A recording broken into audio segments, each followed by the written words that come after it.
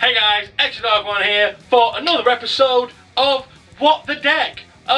Quick, as you may know, last week I needed a placeholder video for the Yu-Gi-Oh! Frames review video, and I decided, I just sort of had an idea for a video. I did it. It was What the Deck with Seto Kaiba, and I was quite impressed about how much you guys were to like it.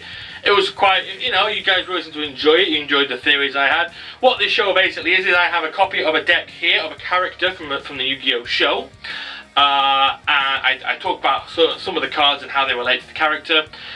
I then sort of talk about the deck's real world application and how good it is in the real world based on the real deck. And so that's what we're here to talk about today, because today we're talking about Chazz Princeton. I have a Chazz deck right here, but before I do any of that, I want to just quickly go over some things about the Teamxforce on channel and the rules of character decks. So let's start off. So if you want to see some of these decks in action, I do have another channel. It doesn't get posted as much because a lot of the boys, all the boys apart from myself, have left Blackpool now. Force Boy's gone to America, Robot has moved as well. But there's deck videos up there of other characters, there's duels, there's character duels as well, which is pretty good. These decks are in action in those videos. So if you want a good duel, you want to see some more fun videos, go check it out. I'll put the link in the description below.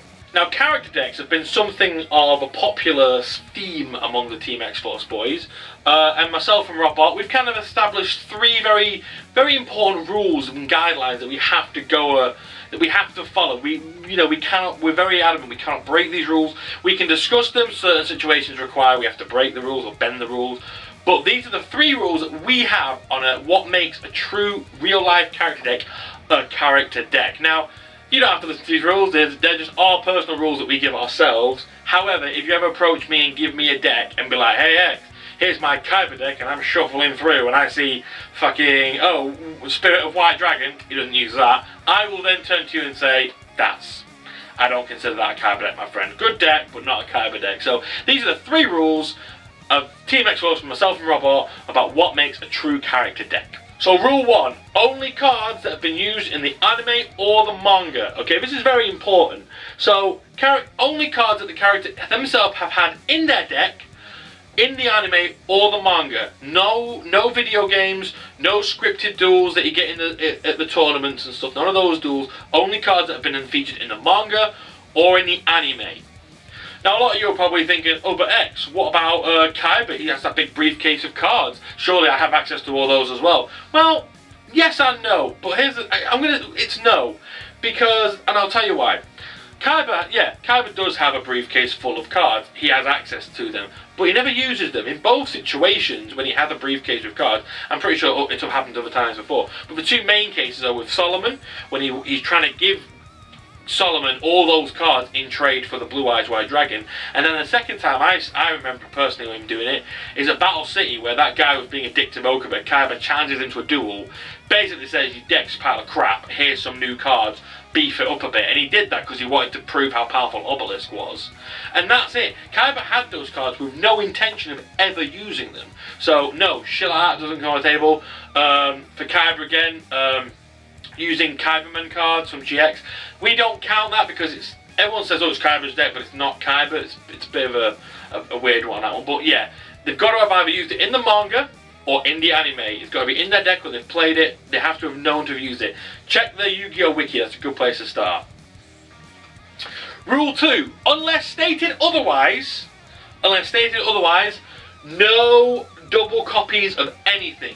Now, there are a few cards that this doesn't apply to. I'll go to that in a minute. But, for example, unless the character has obviously stated they've used multiple copies, you can use multiple copies. For example, Kaiba can use 3 Blue Eyes, Pettins, and Giant Jumps, because he's already shown he uses 3 of each of those cards. But beyond that, don't. One of each card. You don't see even though Mirror Force is now, unlimited, you never played Mirror Force more than once. He only ever played the one. Therefore, you only have the one in his deck. So that's what it is. The only card that really breaks that rule is Polymerization, on the logic that, for example, my Kaiba deck sometimes has 2 polymerizations in it, and the reason for that is because sometimes if I'm running multiple polymerization cards, like if I'm running Blue Eyes Ultimate and say Twin-Headed Thunder Dragon, it stands to reason Kaiba would probably have 2 polymerizations to have both cards used. So if he summons Twin-Headed, he's not going to miss out on summoning Blue Eyes Ultimate. You know, I've discussed it with Robot at length, and he agrees that polymerization is probably the only card that breaks this rule. Beyond that, unless it's stated otherwise, no multiple copies. Although I do have 2 copies of Ojama King in this deck, so I probably should take one out. Rule number 3, that's 2. Rule number 3, no poetic license. So, no cards that you think the characters would use. So, for example, going back to, I once had a guy come up to me and say, oh, you've got a Kyber deck, here it's all the rage, I've got a Kyber deck, let's duel. We had a duel. The first thing he did, he got Blue Eyes out. He also, he played Ancient Rule, Kyber doesn't use, got out Blue Eyes White Dragon. Then played White Stone of Legend and got out Silver Eyed, Azure Eyes Silver Dragon. And I said, right, well, Kyber doesn't use those cards. I was like, well, he would use those cards. Yeah, woulda, coulda, shoulda, doesn't. You know what I mean? So none of this crap that, oh, well, if he would use that, no. Refer to Rule 1. If they don't use the card, you don't get to use the card. Simple as that. I'd love to throw in some other stuff from cards that are Kyber themed. Surely I would. You know, it'd be great. But the fact of the matter is, that's not the rules. You know, and I can't, like, for example, people who put Enraged Battle Locks in their Kyber decks. That winds me up because he doesn't use Enraged Battle Locks, and no point has he ever used Enraged Battle Locks. So yeah, no poetic license. Only 1 copy per deck unless it's stated otherwise, and only cards that the character in question has used in the manga or the anime. And those are the 3 official Teamxforce rules when making a character deck. With that in mind, sorry, I had to change the camera for reasons, so the perspective changed a bit. With that in mind though, let's get on with the actual show and talk about the deck of Chaz Princeton. Now, Chaz Princeton's deck has gone through various iterations. In fact, I would say it's got about 4, I'm going to say 4, unless I remember one as I'm going through them. 4 iterations of his decks. I want to talk about each of them and how not only his deck has evolved, but the character has evolved with his deck. It's quite important, this. Some of you, you might have noticed from that picture. First of all, here's the picture. I'm going to put the picture, what I did, I took a picture of it on the table here. I'll put that up now so you can see it. You can have a little gander. I'll also be sure to post this picture in my Discord. So I'm gonna make a What the Deck Discord and post this picture in it. So if you want to get an actual copy of a high quality copy of the picture, be sure to swing by the old Discord there. So that's what it is. So let's talk about the first iteration of Chaz's deck, because he's had a couple. His first iteration, his first deck that we've seen with is the Chthonian deck. Now the Chthonian deck is, I think you can, it's sort of hellish and hellbent. Maybe Chaz thinks that's him. Ooh, you know, we've got cards like the Hell Bastard, of course, Chthonian Soldier, of course. I think Chthonian's supposed to, I didn't check, I think Chthonian's supposed to mean, it's supposed to be a supplement for hell or something. Because you can't say hell, or you can't make, you know, religious state, you know, nothing, you can't have it based in religion and stuff like that. But I got 2. I don't run 3. I don't have 3. Bear in mind, I only can make the deck with cards I have access to. I am still looking for some more stuff for this deck, of course. But it's a very, Chaz's deck is a very sort of manipulative deck. Like, he knows Jaden uses fusions because he watched the duel with Crowler, so he knows how he make his Chthonian monsters that kind of represent this. Ooh, I'm bad, and I hate the world hates me. My life's a hell, or a Chthonian. Can't say hell. You know, it's kind of the start of Chaz's kind of arc and how he transforms into this new character. We then get his VWXYZ deck, which a lot of people say, well, you know, he was just given those cards by Crowler. But yeah, he does get given those cards. But if you think back, he gets given those cards, he then takes them away. They then get destroyed, if you remember, the head of North Academy gets them and bins them, essentially. So he has to get new cards. But then later in the series, he has the VWXYZs again, which means Chaz went back and bought the new, you know, the VWXYZ cards. And who else uses these cards? Well, Seto Kaiba, of course. This, to me, is a good way to represent Chaz and Kaiba, because I've noticed that both Chaz and Kaiba, 2 rich characters, both use these sort of the XYZ cards, and I like to think that they do that because maybe these cards in this universe are quite valuable, quite rare. Ergo, the only way you can have a copy is if you're rich and you can afford these cards. And I think Chaz Chaz does it because he's still at that point where he's like, no, I'm the boss, you know, I'm Chaz fucking Princeton. I have all this money and I want to show it off because I'm fucking Chaz. And he's still at that point where he just thinks the world should just be his. He just thinks he's so much better than everyone else, you know. We then cut to when Chaz has to go to North Academy. Now, as we all know, he loses his deck and he has to go throughout the tundra collecting really shitty basic cards, and then he has to fight his way through the North Academy to the top. Now, this is Chaz's arc. This is his arc from being this self-obsessed, the world should revolve around me kind of guy, and it transcends this new point. He starts to learn, he's very sort of rags to riches, and he's never had that because he's always had everything given to him. He's never really had to fight for anything. He's never had to earn anything because everything's just been provided for him. Having these cards meant that he had to sort of take this weakness and develop it more. He had to take these weak cards, and using his incredible genius, he had to say, right, well, I need to raise it up. And I think he saw a bit of himself in these weak cards, and we'll get onto that in just a moment. The fourth iteration of Chaz's deck was, of course, the actual North Academy deck, aka the Armed Dragon deck. The deck he came back from North Academy with, and never gave back, if you notice, because he still has them throughout the series. He never gave the Armed Dragon cards back to the North Academy. Even though he left North Academy, he took their best deck and kept it, essentially. And I think, and Chaz still to this day uses, I say to this day, Chaz carried on using the Armed Dragons, but not only that, if you read the mangas, which, by the way, mangas are way better than the anime, but if you read the mangas, Chaz uses exclusively dragons. Chaz only uses dragons. There's no Ojamas, there's no Chthonians. Chaz only has dragons in that deck, in the manga. Which is probably why, if you haven't read the manga, you probably saw the picture of the deck video and went, wait, why is Light and Darkness Dragon there? Why is Dragonic Knight there? When did he... Well, these are cards he uses in the anime. In the manga. And not only that, in the manga, his dual spirit is Light and Darkness Dragon. Just to clarify, the anime had this as Chaz's card. This was Chaz's spirit card in the anime. This is Chaz's spirit card in the manga. Fuck off dragon. This card represents Chaz in a very good way. However, so does Ojama Yellow. I'll get to that in just a moment. But I want to just quickly talk about Light and Darkness Dragon. See, in the manga, Chaz is much more conflicted in the manga, because in the manga, Chaz kind of has this obsession with Zane. He wants to beat Zane, All he's ever wanted, because he saw Zane duel, he saw, there's a character, I can't remember his name, but there's a character who basically inspired Jaden and uses E-Heroes, who's his champion. I forget his name, because it's been a while since I've read it. But Chaz is also inspired by this guy, and all he wants to do is be the best.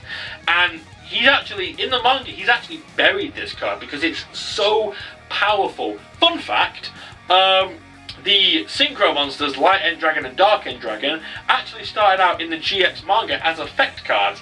I really, really, really want them to bring out effect versions of Light End and Dark End Dragon. I love those two cards, and you can tell if you look at the Synchro monster. I'll put Light End and Dark End Dragons right here, and then I'm going to put Light and Darkness Dragon in the middle, and you'll see literally two halves of that dragon are fused to make this guy, and that is what it is. The Light and Darkness Dragon, the Light and the Dark End Dragon, they essentially fuse to make the Light and Darkness Dragon. And again, this card represents Chaz's true conflict with himself, who he wants to be and everything, and I love it. And he's like, right, I can't fuck about. In the manga, he's like, I can't fuck about. He's had this card buried because it's so powerful. He pulls out, it's like, right, I've got to do it, I've got to go for it, After the LV deck, Chaz's decks tend to just be a sort of varied mix of the Ojamas, the level monsters, and the Union monsters. I don't count his white deck, his white Dorm deck, as one of his decks, because that was a deck assigned to him by Sartorius, so it's not a deck Chaz would use. Okay, let's talk about the Ojamas. Let's get these bad boys out. So, as we all know, Chaz has the Ojama brothers in his deck.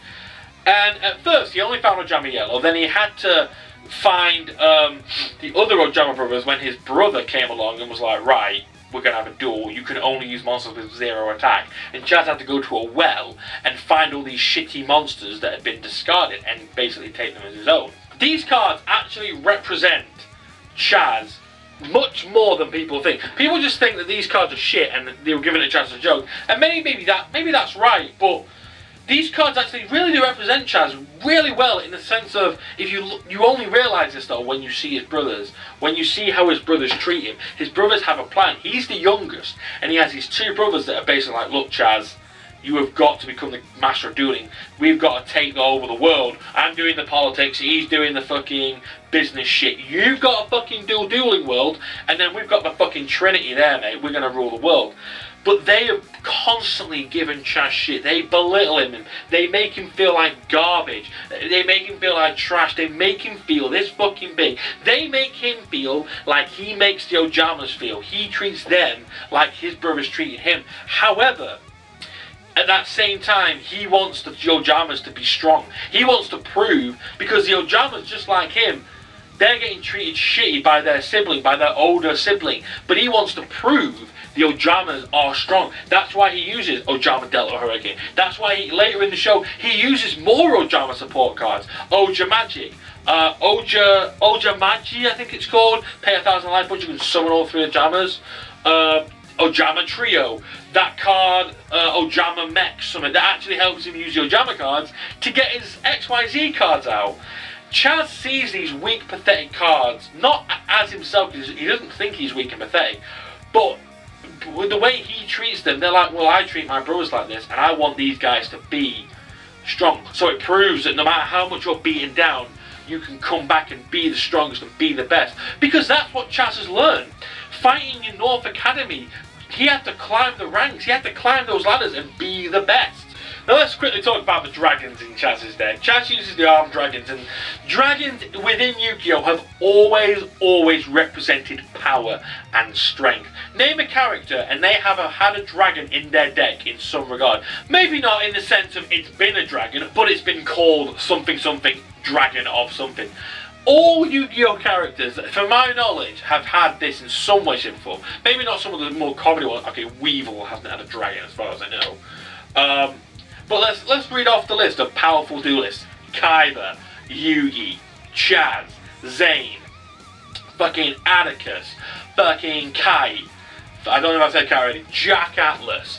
Fucking so many. Dragons represent power in Japanese culture. They just do. If you have a dragon is just strength, and that's what the dragons are to Chaz. The LV dragons especially, a dragon that starts off weak and works his way up. Level 3, a piece of shit, grows into level 5, a much tougher card, much stronger, but not at its full potential.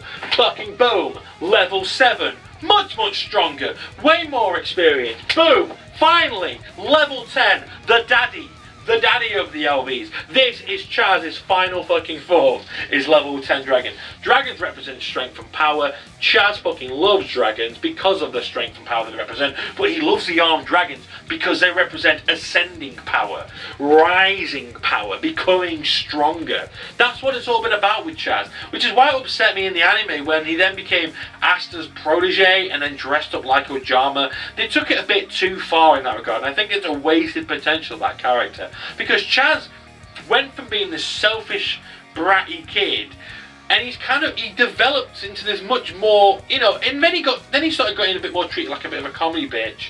But all in all, you can't deny Chaz has had way more of a story getting from where he is.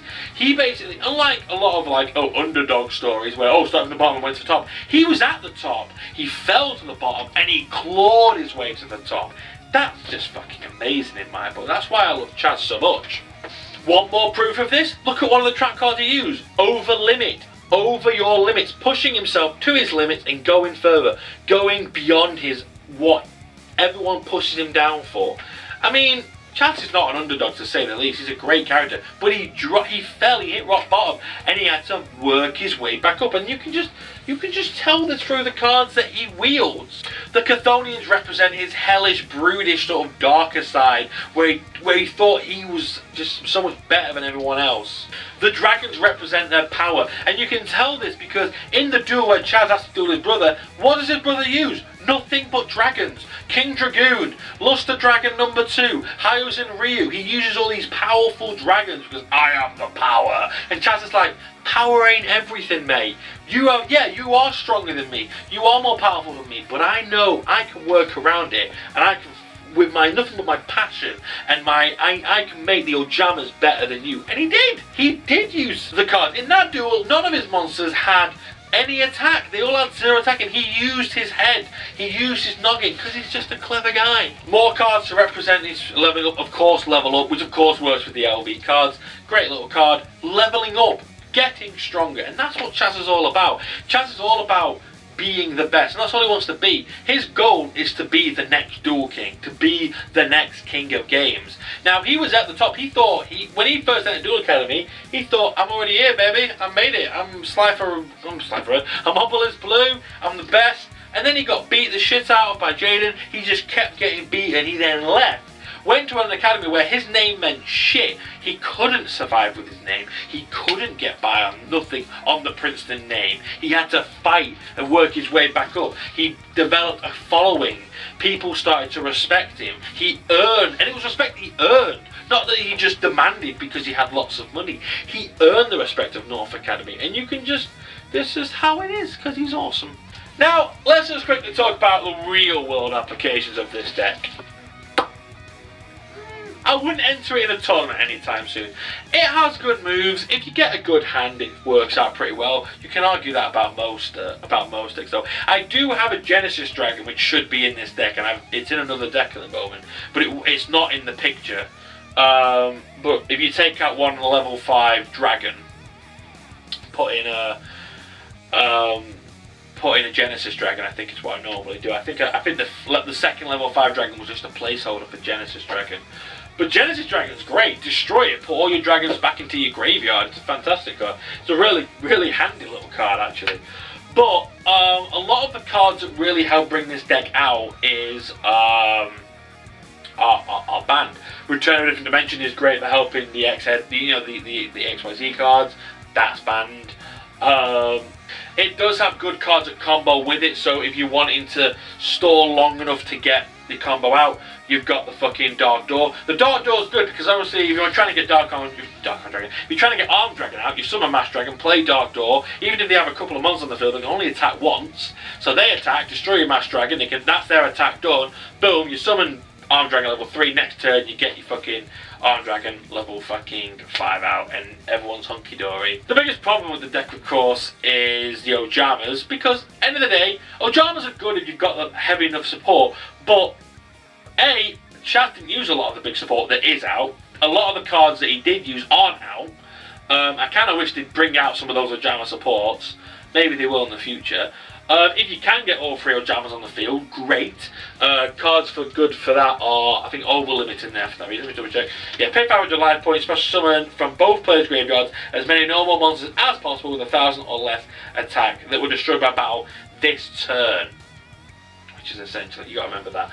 I think Diffusion works well with this deck, but I don't think Chaz has Diffusion, or I don't think he used it. I'll have to double check. Again, I don't know nearly as much. I couldn't read off Chaz stuff off the top of my head quite as easily as I can with Kaiba. I'm still trying to. This is actually the last deck I made, believe it or not. I mean, I made Chaz, I made Kaiba, then I made Chaz for a bit and got rid of it. Then I made Jack, and then I made a Kite, and then I went back to make a Chaz deck. I've also made a Zane deck, so I might do that at some point when it's a bit finished, a bit more complete. Guys, overall this deck is not a great deck. It's a fun deck. It's good to use against another Jaden deck, although, you know, I do need an Oja Magic. I haven't got one, but of course that requires it being destroyed before you can utilise its effect any good. But it's a fun deck to play if you can get the motions going. Getting those XYZs is really hard. It's just so hard, I can't do it. Anyway guys, that's all we've got time for today. Thanks for joining. I hope you like this video. Like and comment in the video below. And I'll see you all next week. Bye bye.